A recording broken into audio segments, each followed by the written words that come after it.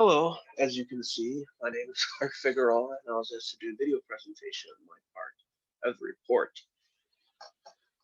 Now, what's interesting about this is, and you have to excuse me for my stuffy nose. I tried to fight it for a while, but it's not going away for a long time, so excuse that. One of the interesting things about this subject is the fact that, unlike, say, papers I wrote back in high school where these would be subjects I would have no idea about and actually have to get a grasp on it. This, on the other hand, I know quite a bit about already.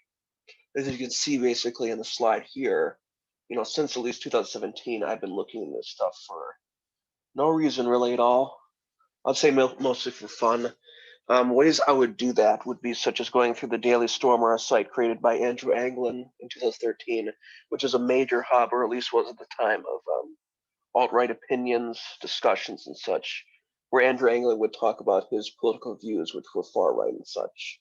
Similar was 4chan's poll, a board on 4chan, which overall isn't that much of a political website, but when it comes to poll, and that part of the website is very politically leaning and very far right. Similar to that, the Daily Shoah, to explain, which is a joke, an insider joke when it comes to their belief that the Holocaust didn't happen. It's a podcast created by Mike Enoch and Jesse Dunstan.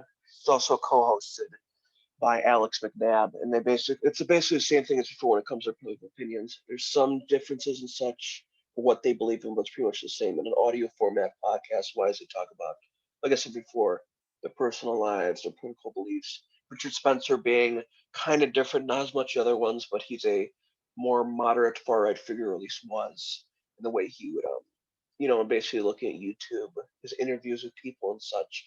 So looking into this, I knew an overall the zeitgeist of what someone who's far right when it comes to American perspective would believe in. I came in knowing about that pretty well. However, I was not fully prepared. I did not have much grasp on far right views of Trump, and I say not very much. I had a little bit. That was nothing I ever very specifically looked into. Another thing I looked into even less, and I'd say kind of just barely before I started working on this paper, was QAnon opinions about the far right and back and forth when it comes to the opposite of that, you know. And that was the only research I really had to do for this. Obviously, when it comes to this, the reason why I'm doing this, I'm explaining my research methods and such. But overall, I had a base which really majorly helped, but the rest of the stuff from there on forth is really what changed it up. So first off, I wanted to start off basically what I know I was familiar with at first, which is obviously, as you can see on the screen, research methods for all right opinions, basically on the two others. Now, what's very interesting about 4chan is the fact that it has a pretty large archive. And when it came to my opinions for looking into what, in general, alt-right ideologues believed when it came to the Trump administration and QAnon, I would use 4chan, but not just 4chan normally. I would use basically I would search on Google and I would use the archive, one of the archives for it, which is archive.4plebs.org. Now, the interesting reason for why I did that was basically when it comes to 4chan, there is no guarantee on what subject the members of that site will be talking about on any given day. You can come across it, but there's nothing given. And another similar thing, the fact too, is that what 4chan.org is, after a while, unless you independently archive a thread itself, it will disappear. If you favorite it, for example, and you go back to it later, it literally shows 404. That page cannot be found, as compared to archive.4plebs.org, which will always keep them, for example. Or probably not forever, obviously, this whole hosting thing. It's a pretty controversial website it's archiving from. And basically, I'd use cite at archive.4plebs.org just to make sure that I'm only getting it from that website and nothing else. It majorly helps the research when it comes to this. And like I said before, when it came to keywords coming to Trump and political administration, I would literally just search them like that. White House, and I would keep the date.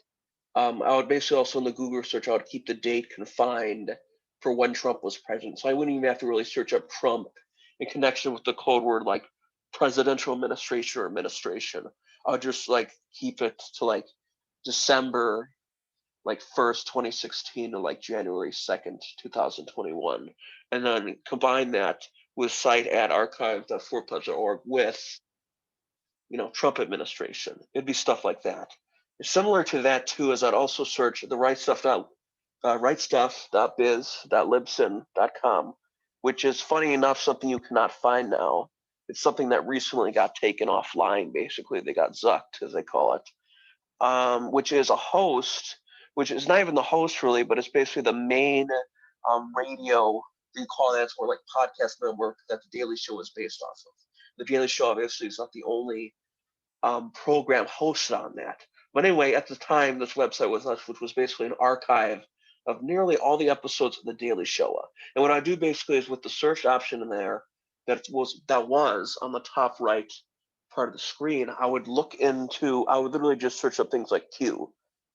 And Q, it's pretty much, the funny thing about the internet is when it comes to very specific references, you don't need very much. That's something I've noticed. You can just type up, like if you went on Twitter right now, and you search up Q, you would very easily be able to find stuff relating to QAnon, and very few that's not. And some of that also look up just Trump itself as a code word, like quotation marks Trump administration. I would keep the dates confined when it came to those. Like before with the 4chan archive, I'd also only keep it within that time span of when Trump was running for office and when he was actually in office and he had a cabinet with him. Some of that too, I would search YouTube, and I'm pretty much just going to read out directly what it says, or no, even screw that. Like looking into things like Richard Spencer or Matt Heimbach, and I would combine that, of course, with those keywords: QAnon, the Trump political administration, et cetera, et cetera. And I didn't get as much from that. I did get a little bit, but I did not get as much from those as a resource as compared to the Right Stuff Biz, Libsyn, and the 4chan archive, just to be honest. This was an interesting part of it too. When it comes to Twitter, there's a search method where you can select by certain dates. Now, this is obviously not something super hidden or something I just discovered. But if you type like from a certain date to a certain date, and you type in keywords, you can do quotation marks too for like exact phrases. You can find tweets only from a certain time span. And that's exactly what I did when it came to QAnon and before the Capitol siege. Some of it was beforehand, like before I used the from method, and some of it was just when I was doing my research. I was able to catch things in the wild. Another site that I like to use was gab.com. This is not some niche website or whatever, but it was at one time a pretty popular website for those considered dissidents, politically wise, those who would have gotten banned off Twitter quickly. Now, granted, it's not where it was at one point where you had figures like Andrew Anglin and such, willy-nilly posting there, for example. It's died down, mostly due to hosting issues, but at the time, it's pretty well known. However, it is doing pretty well with QAnon itself and its believers. They haven't had problems with that. And such, I would analyze Gab.com's, communities, like I said before, of QAnon believers, put it simply, get the general feel, what they're saying. And of course, I would, obviously like before I would search up, Trump, Trump political administration, et cetera, in combination on those pages. And actually, I would try to search, and I would also, another note, also try to search up prominent far right figures like Mike Enoch, Andrew Anglin, Richard Spencer, Mike Heimbach, Jason Kessler, et cetera, or figures who were well known at the time. Obviously things are changing when it comes to online politics. Things are changing at a pretty lightning fast pace. But anyway, and back to the pre-Capitol siege Twitter. An interesting thing too is I'd also I would go down to day to day. When it comes to my computer, and I think just Twitter making sure to cover their asses so it can run on Twitter can run on any device. You can only find so many results for a certain for any certain search, so it does not bog down your RAM. So that's what I would do basically. I would because my original search was first for that whole time span, like a couple months before the Capitol siege of QAnon believers, and I would find only a little bit. It was only till I was doing it literally like from like January 1st to January 2nd, both of 2021, was I able to actually find pretty in-depth results all, when you actually put them all together. That's very recommended to do when you're looking into things, and obviously important to archive itself, archive the things themselves. Yeah, I got tongue tied. I don't get enough sleep. But anyway, using a site like archive.if to save the websites for later, if not that, screenshotting them, just to make sure you have a permanent record of what was being said, so you don't have to go back and forth and be like, oh, I remember seeing this, but I don't.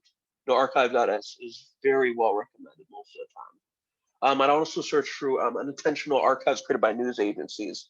Well, in general terms, news agencies really don't understand QAnon. They have reported on it a lot. And with that, they do genuinely get some pretty good nuggets. And it would basically just be like when it came to this part of the research, it would be as simple as me just searching up like in the news tab of Google, like QAnon, and then I would combine with another term in quotation marks, so it had to turn it up with something like Trump, Trump political administration, far right, neo-Nazi or Nazi, and the funny thing too is it was not hard for me. Like this was probably one of the easier parts of it, even though I said before the other part was easier. And I have to say is that the news agencies, when QAnon was more happening before Trump was taken out of office, this was a pretty common thing. So I could very easily see what was being said. And of course, I would archive it using things like archive.is just for future references, you know. Now, this was an interesting part too, and probably one of the hardest ones. Um, as you know, Trump's when he was in, before he even was taken out of office, Trump's Twitter got suspended. Now, it's not really that much of a problem at first because you have archives and such of people had created before. For example, like the website I mentioned before, archive.is. You know, I can't recommend that enough. I keep talking about it. What was interesting is that it was I could search through the archive pretty easily, but I could never get a general grasp of Trump's seemingly his mental timeline of his evolving opinions on QAnon. I was able to do it after a lot of research and you know tweet by tweet looking at them, but that was one hard part of it. Another thing too is also when it came to the Trump administration, also look into Facebook communities, and not even just communities, but just general chatter. And it'd be as simple as like before, literally logging into Facebook. You know, one of the few times I do that, logging onto Facebook and literally just like searching, like finding pro-Trump communities, and literally just searching up like terms like far right, neo-Nazi. I would try to find things relating to far right, known prominent far right figures, like I mentioned before, but I couldn't really find any. I looked up QAnon and the results, you know, based on what I found in the paper, for example. Now, what's kind of interesting is that when it came to synthesizing this, I kind of based it off of, yes, I had the archives and such, but a major part of it was just based off what I know genuine far right believers, for example, think in it. And obviously, I had to rework that. I had to develop that when it came to QAnon followers and the Trump administration. I had to develop that, but I only had one. And I already knew pretty much what a far right ideologue would think about QAnon, and for example, the Trump administration, and it came in terms of, and also what they would have thought of over time when it came to those two subjects. And obviously, what I thought of and which I found through that research before was basically that they laughed at QAnon. They thought it was a joke. They did not, and this is, I'm discussing in terms of near the end of his presidential term, they laughed at it. They thought it was stupid. They're saying behind Donald Trump. They thought Trump was I thought it was, ridiculous too. Like, oh, Trump was a Jewish puppet. Well, they're just supporting him. They thought it was pathetic. Same thing, obviously, with the Trump political administration. Obviously, beforehand, they thought that like, oh, Trump is going to be our guy. Like I mentioned in my part of the report, this was seemingly a white hope, if you could say it like that. He's like, he's going to deport all the immigrants. He's going to be tracking Muslims. He's going to build a wall. I mean, he's saying all this stuff that's like, yeah, I'm on your side. You need to preserve white people. I thought it was awesome. But obviously, as it came down to it, and you look at the actual actions he did as president, he didn't do any of that. Now, like I said before, I had to develop the other two, the QAnon opinions on them, which I did do through the research. And what I found with that was through those intricate things and archiving everything, which I cannot, I said it, I probably said it like 5 times before, I cannot recommend it. Use archive.is, screenshot stuff. If you screenshot them, label them appropriately to what it's actually being archived. And somewhere like the bookmarks too, for example.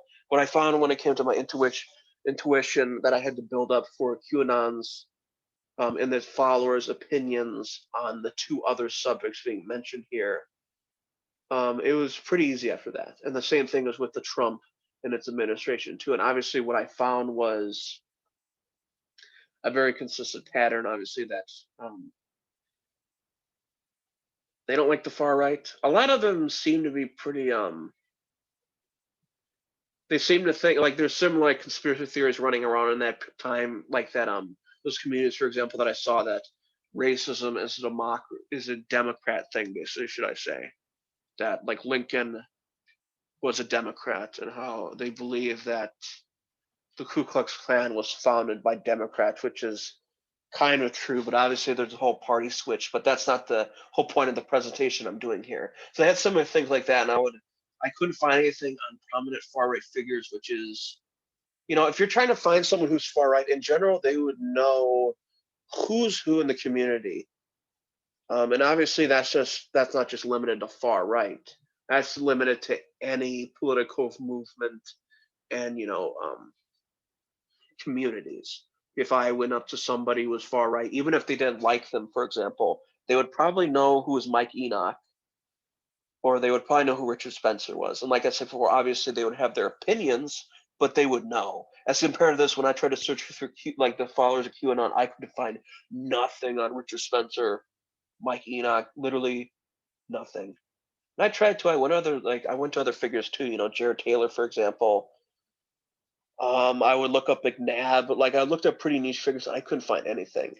And through my research on the far right, for example, if you're not, they're going to constantly talk about these figures. It's normal.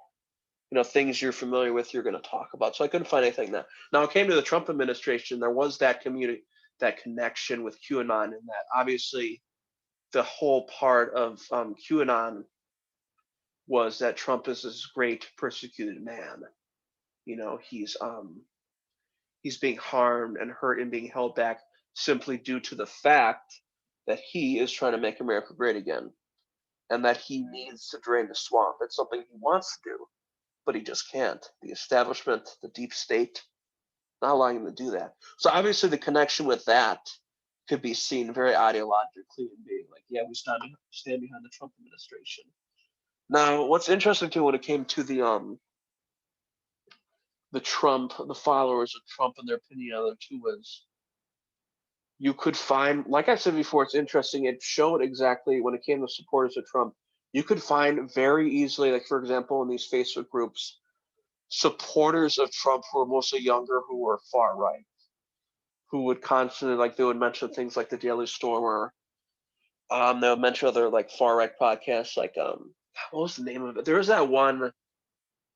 It was called Why America or whatever. That was one that also be mentioned a lot when it came to when Trump was running, about like, yeah, we're behind Trump, he's going to make America, and they would say stuff like this unironically, like, yeah, we're going to make America white again. It'd be similar stuff like that. But of course, like mentioned before, as time went by and these promises weren't being fulfilled, I could very clearly see these elements would, if they weren't just shitting on him the entire time, like making fun of him, they would just leave. And you would only have behind mostly the boomer generation conservatives. And then when it came to that after point, like I said before, I could find nothing on the far right. They're basically stuck in their own ideology of, Trump is gonna drain the swamp, which does have a lot of parallels with QAnon. And with QAnon, I did, like I said before, I found when it came to looking into these Trump communities and with Trump's official Twitter account, for the archives I could find for that, it was pretty supportive, not fully, but you would see it be brought up once in a while, and it'd be like, yeah, they're fighting the good fight. They're exposing the truths about why Trump is failing. So there was quite a bit of crossover there. However, when it comes to the idea of these directly influencing one another, like, oh, let's say, like, oh, members of Trump's cabinet and political administration, they have something to do with QAnon. I couldn't find anything on that, and I truly tried. If you look at the news reportings and such about like the two being connected, which there's a lot of, I could never actually find any way the two were connected. And this is, from the time span these reports were being made. This is from overall the media in America, which overall does not like Trump as a man. They do not like QAnon, and they do not like the American far right. They do not like these things. They would not hold back on stuff like this. They would talk about, oh, maybe this, and this. I mean, oh, Trump, said QAnon was great, and they're, fighting the good fight. But I couldn't find anything actually substantial. The reports I would find out would literally just be like, it would literally just be like, oh, Trump shouted them out, you know, which isn't very much. Obviously, there can be things like, as basically said in my part of the report. I'm pretty much just paraphrasing myself and repeating myself. There's it like on the surface, it seems like, oh, Trump and QAnon, it's pretty tight. He mentioned them a bunch of times, but if you actually look at the statistics of, like, for example, Trump's official account before it got deleted, when he was still active every single day, he very rarely mentioned QAnon. He did, but it was very rare. It was not as well mentioned as, say, him trashing his political opponents, talking about future bills and such he wanted to pass. It was just not common. And granted, you can hide things behind the surface, both on a person, like a personhood level, and as a group level. But I just couldn't find anything. I didn't see much smoke. And lo and behold, when I looked there, I didn't think I could find any fire. And as said before, like, from the conclusions I got from this was simply that it was not, they had some influences on one another, but these are three very separate social movements and phenomena, which was, obviously done through this research. I never could have been able to do it if it wasn't for the research that I mentioned before, archive.is, screenshotting stuff, making sure to organize those archives too personally for me and give them very concise names. Like, for example, I had three folders. One was like literally just named like Trump for the presidential administration, its followers, its members' opinions on the two, and I had two other folders. One literally just named like Neo for neo-Nazi, and the other one Q. That's all I needed to know. And in each one, too, for example, screenshots I took, maybe say of a QAnon followers' opinions on racists or whatever. Like, I would basically put that screenshot in that folder and label it as such, like Q follower opinion on race. And I basically, since I know exactly what I'm trying to find, I do not have to give it detailed information. I can just know right away, looking at from that very basic thing, exactly what it's talking about. And I also didn't want to waste too much time on that either. I mean, why even do it if I don't have to? Yeah, you could use archive.is. I would say also, have a general pulse on things in general. If you see something popping up, like, for example, I was originally going to say something about the far right, how I was looking at it years ago, but maybe like Bitcoin now. Obviously, this is not something that's up and coming, but for example, if you want to know about something and the connection between them, just have maybe like a surface level knowledge of it. And that's not being insulting either, but I'm just saying know a tiny bit about it. So when it comes up later, you have a jumping off point. You aren't just lost, confused. And obviously, it can be a hard thing. Obviously, people want to do certain things with their time, but at least that's, if you're looking at approaching it from a research perspective, and you're basically doing papers on this, and you're meant to analyze this, are being held up to that. That's something you have to do. So, for example, let's say if something pops up, let's see, I'm trying to think of something. Like, let's say something pops up later about maybe there's like a rising Asian nationalism, like in America, and you're starting to see news reports of this. And basically, my recommendation is just look into it from the start there, and not just through news reports, but like look, basically use the methods I mentioned before. Go through Twitter, search up like very certain keywords, paraphrased, like like and look at it for certain time spans also. Look at stuff like that, and just keep it in the back of your mind. You don't have to constantly keep doing it. You can if you want to. I look at this stuff because it's pretty fun. That's why this whole project was a pretty overall natural fit. But just look into stuff like that from a base level, and like I said before, so you can just have that as knowledge for when it comes up later. That's my methodology report. But one other thing I would have to say is my last closing note when it comes to that is actually no, yeah, it's actually a good point. When it comes to the archives, you have to make sure you have the context of what the archives are from. So, for example, if I were to screenshot only like a comment saying that like for example, when it came to my research and like somebody saying like Trump, he's the like someone saying like, oh, Trump is like a puppet of the Jews or whatever. If I only screenshotted that one comment, I would not have the context of beforehand of what they were responding to. And that can really change, especially when it comes to 4chan and such, which is heavily irony based and such. You need the full context of statements in such order to build up this analysis. Uh, I'd say that's about it. Thank you guys for watching my report, or I guess you have to. See you later.